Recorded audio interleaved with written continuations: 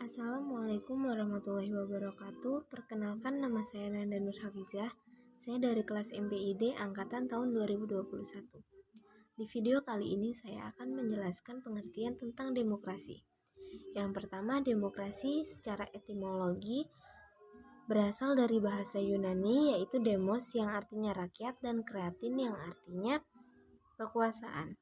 Demokrasi sendiri berarti kekuasaan pemerintah yang berasal dari rakyat, baik secara langsung maupun tidak langsung. Abraham Lincoln mendefinisikan demokrasi sebagai pemerintah yang berasal dari rakyat, oleh rakyat, dan untuk rakyat, yang berarti sepenuhnya kekuasaan suatu negara yang menganut demokrasi yaitu berada di tangan rakyat. Dapat diketahui dari penjelasan tersebut bahwa demokrasi merujuk pada konsep kehidupan negara di mana rakyat turut berpartisipasi dalam pemerintahan suatu negara tersebut. Indonesia merupakan salah satu negara yang menganut demokrasi. Salah satu contoh rakyat turut berpartisipasi dalam pemerintahan negara Indonesia adalah Pilkada, di mana seluruh rakyat Indonesia memiliki hak yang sama untuk menentukan pemimpin yang menurut masing-masing individu pantas menjadi pemimpin. Demokrasi juga memiliki manfaat, contohnya 1. Kesetaraan sebagai warga negara. Demokrasi sangat menjunjung tinggi kesetaraan warga negaranya, salah satunya tadi Pilkada, di mana seluruh rakyat memiliki hak yang sama. Itu merupakan salah satu contoh kesetaraan warga negara. Yang kedua adalah memenuhi kebutuhan-kebutuhan umum. Negara yang menganut demokrasi cenderung lebih mampu memenuhi kebutuhan-kebutuhan umum rakyat biasa.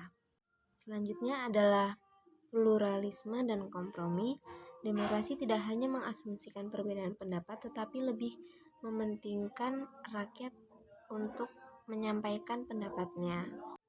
Manfaat selanjutnya adalah menjamin hak-hak dasar, seperti contohnya hak berbicara, berekspresi, berkumpul, hak perlindungan. Itu termasuk manfaat dari demokrasi. Manfaat demokrasi yang terakhir adalah pembaruan kehidupan sosial, di mana kebijakan yang sudah lama harus diganti dengan kebijakan yang baru agar tetap seimbang dengan kehidupan saat ini dan peraturannya. Demokrasi ada beberapa jenis. Dari perhatiannya, demokrasi terbagi atas 3. Yang pertama, demokrasi formal. Demokrasi formal ini mementingkan persamaan politiknya, tapi tidak mengesampingkan atau menghilangkan bidang ekonominya. Demokrasi ini biasa dianut oleh negara liberal. Yang kedua adalah demokrasi material. Demokrasi jenis ini lebih mengutamakan bidang ekonominya, sedangkan bidang politiknya dikesampingkan.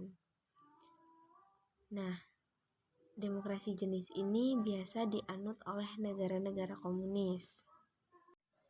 Yang ketiga adalah demokrasi gabungan.